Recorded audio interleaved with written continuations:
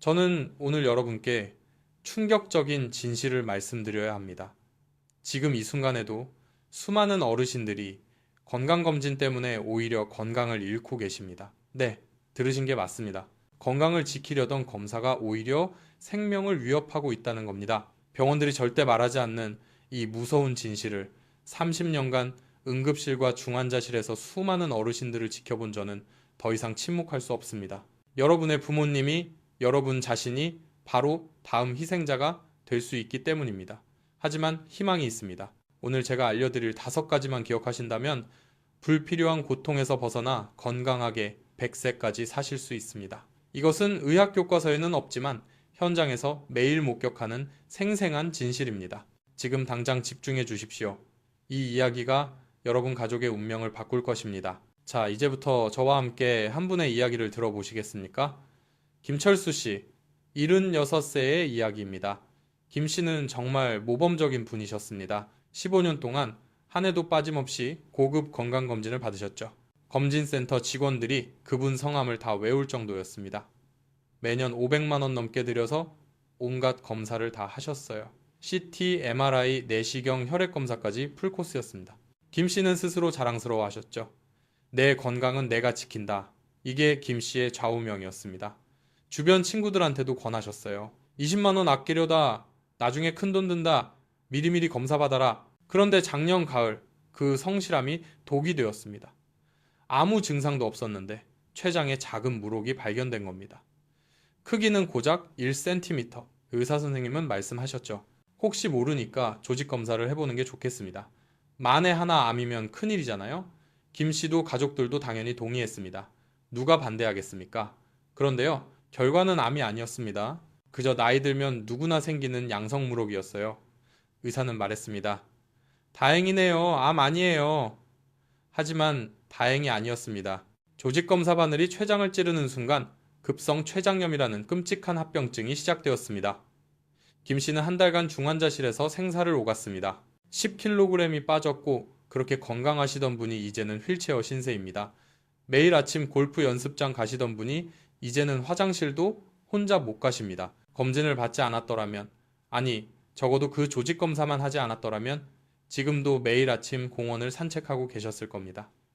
김 씨 부인이 제게 말씀하셨어요. 선생님, 차라리 몰랐으면 좋았을걸요. 남편이 100세까지 건강하게 살 수 있었는데 우리가 너무 조심한 게 화근이었어요. 여러분, 이게 바로 제가 말씀드리고 싶은 핵심입니다. 잠자는 사자코를 건드리지 말라는 속담 아시죠? 김철수 씨의 췌장은 잠자는 사자였습니다. 아무 문제 없이 조용히 기능하고 있었어요. 그 물혹도 10년 전부터 있었을 겁니다. 그런데 우리가 쓸데없이 바늘로 쿡쿡 찔러댄 겁니다. 결과는 사자가 깨어나 주인을 물어뜯었습니다. 의학 용어로는 의인성 질환이라고 합니다. 쉽게 말하면 병원에서 만든 병이라는 뜻입니다. 얼마나 아이러니합니까? 건강해지려고 병원 갔다가 오히려 병을 얻어오는 거예요. 옛날 속담에 있잖아요. 긁어서 부스럼 만든다고. 딱 그 꼴입니다. 자, 이제 여러분께 중요한 개념 하나를 말씀드리겠습니다. 75, 세가 넘으신 분들의 몸은 100년 된 고택과 같습니다. 한옥을 상상해 보세요. 기둥이 조금 삐걱대고 벽에 금이 가고 마룻바닥에서 소리가 납니다. 지붕기와도 여기저기 깨졌고 문짝도 비뚤어졌죠. 그런데 이게 문제일까요? 아닙니다. 100년 동안 비바람을 견뎌낸 증거입니다. 오히려 그 덕분에 더 튼튼할 수도 있어요. 그 집에서 3대가 살았고 기쁜 일도 슬픈 일도 다 겪었습니다. 세월의 흔적이죠. 그런데 최신 건물 진단 장비를 들이대면 어떻게 될까요? 곳곳에서 빨간불이 들어올 겁니다. 위험, 이 기둥 교체 필요, 이 벽 보강 필요, 이 지붕 전부 뜯어내야 해요. 그래서 멀쩡한 기둥을 빼내고 새 기둥을 박으면요, 집 전체가 무너질 수 있습니다. 100년 동안 서로 의지하며 버티던 균형이 깨지는 거예요. 새 기둥은 튼튼해 보여도 옛날 기둥들과 호흡이 안 맞습니다. 결국 집이 삐걱거리다가 주저앉습니다. 나이든 몸도 마찬가지입니다.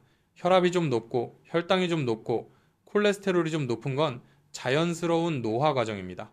몸이 그렇게 적응하며 70년, 80년을 버텨온 거예요. 그런데 최신 검사 장비는 이것들을 전부 이상으로 판정해 버립니다. 그리고 약을 처방하고 시술을 하고 수술을 합니다. 그러면서 몸의 균형이 깨집니다. 현대의학 장비는 정말 놀랍습니다. MRI는 몇 밀리미터 크기의 병변도 찾아냅니다. 혈액 검사는 100분의 1 단위로 수치를 측정하죠. PTCT는 암세포 1개까지 감지한다고 광고합니다. 하지만 여기 함정이 있습니다. 너무 예민해서 문제예요. 젊은 사람 몸에서 찾으면 안 되는 것들을 발견하는 건 좋습니다. 20대, 30대는 뭔가 발견되면은 빨리 치료해야죠. 수술 회복도 빠르고 앞으로 50년을 더 살아야 하니까요. 하지만 70, 80, 새 어르신 몸에서 뭔가 발견됐다고 해서 전부 치료해야 할까요? 절대 아닙니다. 대부분은 그냥 나이 먹으면서 생긴 흔적들입니다. 자동차로 치면 녹슨 자국이고 집으로 치면 세월의 때입니다. 이걸 억지로 새 것처럼 만들려다가 오히려 망가뜨리는 겁니다. 30년 된 자동차 생각해보세요. 여기저기 긁힌 자국이 있고 엔진음도 예전 같지 않고 연비도 떨어졌습니다. 그런데 아직 달리잖아요? 출퇴근하고 장 보러 가고 가족 태우고 여행도 갑니다. 이 차를 정비소에 맡겨서 전부 분해하고 새 부품으로 교체하면 어떻게 될까요? 오히려 고장날 확률이 높습니다. 낡은 부품들끼리 서로 맞춰져 있었는데 갑자기 새 부품이 들어가면 삐걱거립니다. 제가 응급실에서 30년간 일하면서 정말 가슴 아프게 본 케이스가 한둘이 아닙니다. 증상도 없는데 검사만 받았다가 합병증으로 돌아가신 분들, 수술받지 않았으면 10년은 더 사셨을 분들, 항생제 때문에 오히려 중증 감염에 걸린 분들, 조영제 때문에 신장이 망가진 분들, 내시경 때문에 장이 뚫린 분들, 정말 이런 비극을 셀 수 없이 봤습니다. 그때마다 제 마음이 찢어졌습니다. 이분들은 아프지도 않았는데 그냥 건강하게 지내셨을 텐데 왜 검사를 받으신 걸까? 저도 의사입니다. 동료들을 비난하고 싶지 않아요. 하지만 이 진실을 더 이상 숨길 수 없습니다. 이런 비극을 더 이상 보고만 있을 수 없어서 오늘 이렇게 나섰습니다. 그렇다면 구체적으로 어떤 검사들을 조심해야 할까요? 제가 지금부터 75세 이상 어르신들이 증상 없을 때는 절대로 하시면 안 되는 5가지 검사를 말씀드리겠습니다. 이거 정말 중요합니다. 메모하시고 부모님께 알려드리시고 형제자매들과도 꼭 공유하세요. 이 5가지만 피해도 여러분 가족의 건강 수명이 크게 달라질 겁니다. 첫 번째, 소변 세균 검사입니다. 깜짝 놀라실 겁니다. 건강한 어르신 소변에서도 세균이 나옵니다. 이게 정상이에요. 연구 결과가 있습니다. 70세 이상 여성의 40%, 남성의 20%가 소변에 세균을 갖고 있습니다. 하지만 아무 증상이 없어요. 나이가 들면 방광에 무해한 세균들이 함께 살아가는데 이것들은 오히려 나쁜 균들이 못 들어오게 막아주는 파수꾼 역할을 합니다. 마치 좋은 이웃들이 동네를 지키는 것처럼요.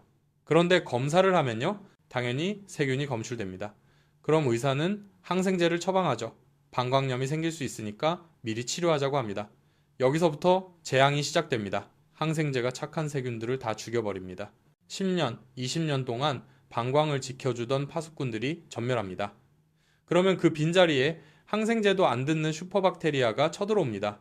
진짜 병이 시작되는 거죠. 이런 슈퍼박테리아는 치료가 정말 어렵습니다. 일반 항생제는 안 듣고 강력한 항생제를 써야 하는데 부작용도 심합니다. 제가 본 환자 중에 이렇게 슈퍼박테리아 감염돼서 석 달 동안 입원하신 분도 있었어요. 원래는 아무 증상 없이 건강하셨는데 건강검진에서 소변검사 했다가 그렇게 되신 겁니다. 그러니까 기억하세요. 열이 40도 가까이 나거나 소변 볼 때 칼로 베는 것처럼 아프지 않는 한 소변검사 절대 하지 마세요. 증상 없으면 세균이 있어도 그냥 놔두는 게 맞습니다. 두 번째로 조심하셔야 할 검사는 심전도입니다. 이거 정말 함정이 많아요. 70세 넘으신 분들, 심장은 20세 청년 심장과 다르게 뛰는 게 당연합니다. 심장도 나이를 먹거든요.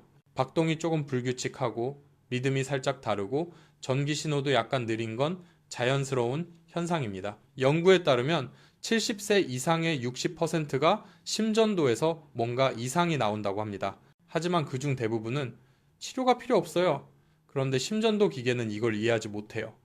교과서에 나온 젊은 사람, 심장 기준으로만 판단하니까요. 그래서 빨간불이 들어옵니다.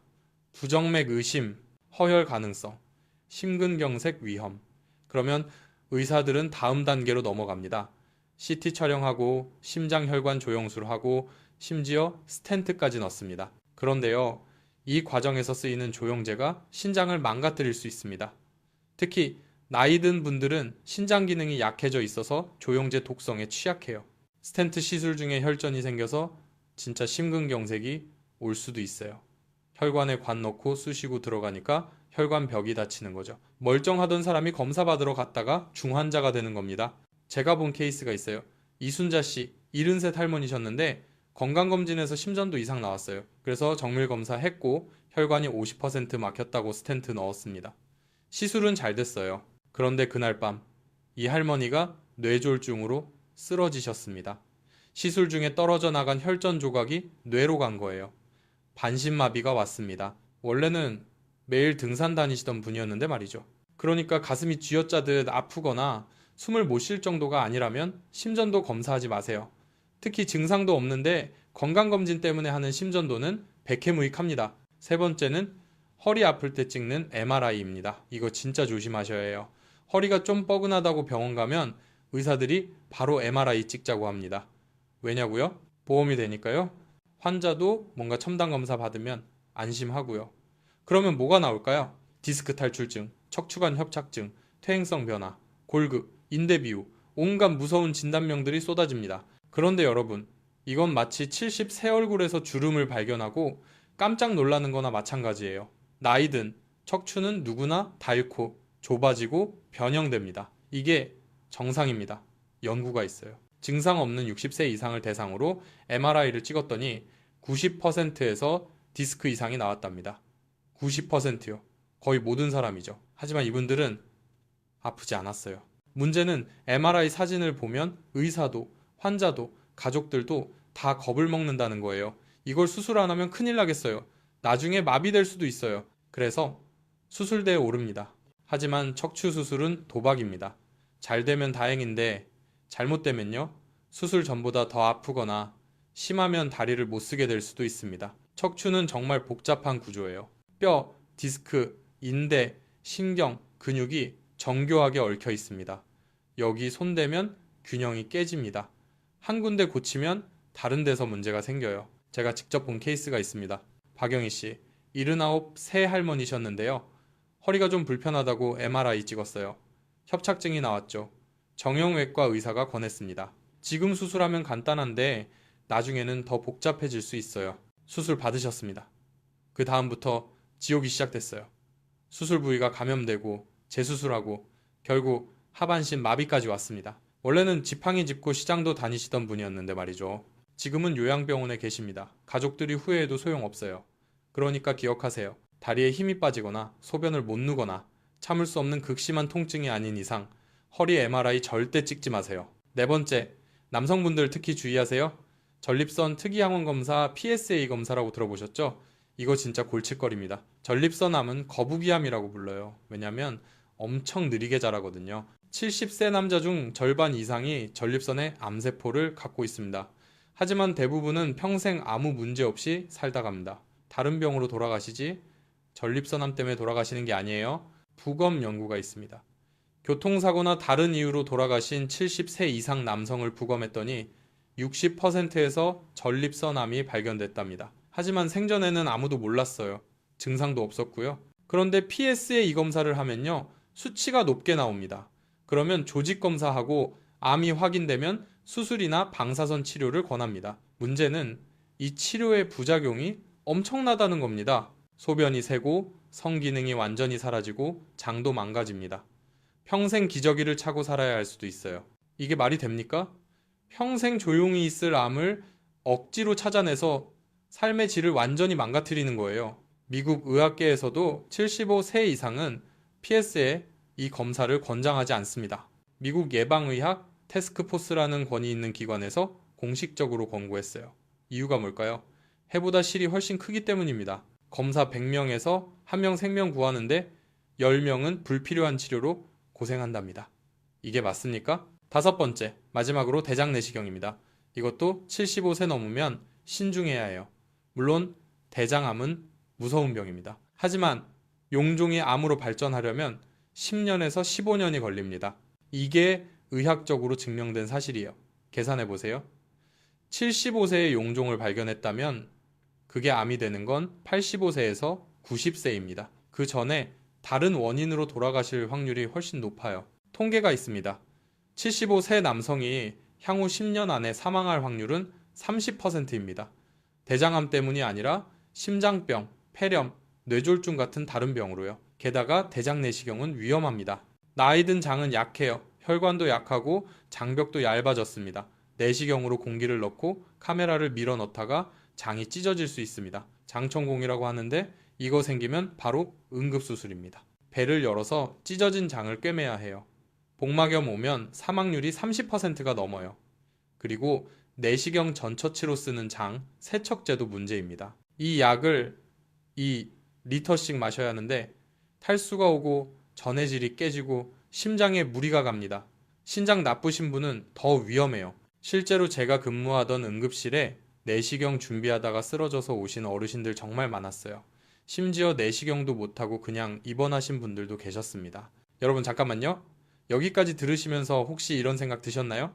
그럼 우리 부모님은 어떻게 하지? 우리 아버지가 작년에 이 검사들 다 받으셨는데 지금 이 순간 댓글로 알려주세요. 여러분 가족분들 중에 이런 검사를 받으신 분이 계신가요? 아니면 지금 병원에서 이런 검사를 권유받고 계신가요? 솔직하게 나눠주시면 저도 더 구체적인 조언을 드릴 수 있습니다. 여러분의 이야기가 다른 분들에게도 큰 도움이 될 거예요. 자, 그렇다면 이렇게 물으실 겁니다. 선생님, 그럼 우리는 아무 검사도 하지 말라는 건가요? 그냥 아프면 참고 살라는 건가요? 절대 아닙니다. 제가 지금까지 말씀드린 건 증상 없을 때 예방 목적으로 하는 검사들입니다. 증상이 있으면 당연히 검사해야죠.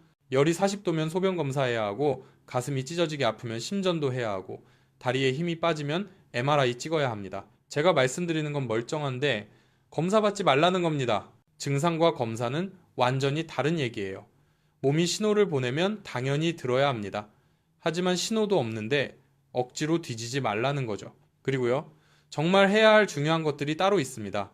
바로 지금부터 말씀드릴 세 가지입니다. 이거야말로 진짜 생명을 살리는 투자예요. 쓸데없는 검사에 돈 쓰지 마시고 이 세 가지에 투자하세요. 첫 번째, 신세대 백신 접종입니다. 여러분, 백신이 얼마나 발전했는지 아십니까? 우리가 어릴 때 맞던 그런 백신이 아닙니다. 요즘 나온 대상포진 백신 싱글릭스는 효과가 97%입니다. 97%요. 거의 100%나 다름없어요. 대상포진 걸려보신 분들은 아실 겁니다. 그 통증이 얼마나 지옥 같은지, 불에 댄 것 같고 칼로 베는 것 같고 전기 충격 받는 것 같고 밤에 잠도 못 잘 정도예요. 심지어 통증이 몇 년씩 가는 경우도 있습니다. 대상포진 후 신경통이라고 하는데 이거 진짜 악몽입니다. 진통제도 잘 안 듣고 마약성 진통제까지 써야 하는 경우도 있어요. 그런데 백신 2번만 맞으면 거의 100% 예방됩니다. 이게 얼마나 대단한 겁니까? 백신 가격이 20만 원에서 30만 원 정도 하는데 이거 정말 아깝지 않아요. 나중에 대상포진 걸리면 치료비가 100만 원 이상 들고 고생은 돈으로 환산할 수 없습니다. 그리고 폐렴구균 백신 프리베나 13도 꼭 맞으세요. 폐렴은 노인들 사망 원인 3위 안에 듭니다. 한 번 걸리면 회복이 어렵고 후유증도 심해요. 폐렴으로 입원하면 평균 2주에서 3주 입원하고 퇴원해도 예전 체력으로 돌아가기 힘듭니다. 많은 분들이 폐렴 한 번 걸리고 나서 급격히 쇠약해지십니다. 하지만 백신 맞으면 중증 폐렴을 70% 이상 막을 수 있습니다. 백신은 1년에 한 번 맞는 독감 백신도 있고 5년마다 맞는 폐렴구균 백신도 있고 평생 2번만 맞으면 되는 대상포진 백신도 있습니다. 이런 백신들은 정말 효과가 확실해요. 연구로 증명됐고 전 세계가 인정합니다. 쓸데없는 검사에 수십만 원 쓸 돈으로 이 백신들을 맞으세요. 이게 진짜 투자입니다. 두 번째로 정말 중요한 투자는 바로 영양과 운동입니다. 그런데 여기서 제가 강조하고 싶은 건 특별한 게 아니에요. 거창한 운동 프로그램도 비싼 건강식품도 필요 없습니다. 딱 2가지만 기억하세요. 첫째, 단백질을 충분히 드세요. 나이가 들면 근육이 빠지는 게 가장 무섭습니다. 근육이 없으면 넘어지고, 넘어지면 골절되고, 골절되면 누워 지내게 되고, 누워 지내면 폐렴 오고, 그렇게 돌아가십니다. 이게 노인 사망의 전형적인 경로예요. 의학 용어로 사르코페니아라고 합니다. 근육 감소증이죠. 이게 시작되면 악순환입니다. 근육 없으니까 움직이기 싫고 안 움직이니까 근육이 더 빠지고 더 빠지니까 더 안 움직이고 그래서 근육을 지켜야 합니다. 근육을 지키는 가장 좋은 방법은 단백질 섭취예요. 몇 끼니마다 손바닥만 한 크기의 고기나 생선이나 달걀을 드세요. 아침에 달걀 2개, 점심에 생선 한 토막, 저녁에 고기 100g 이렇게만 드셔도 충분합니다. 두부도 좋고 콩도 좋습니다. 이게 생명줄이에요. 많은 어르신들이 고기를 피하세요. 콜레스테롤 때문에, 혈압 때문에, 건강 때문에. 하지만 반대예요. 나이 들면 오히려 고기를 더 드셔야 합니다. 연구가 있어요.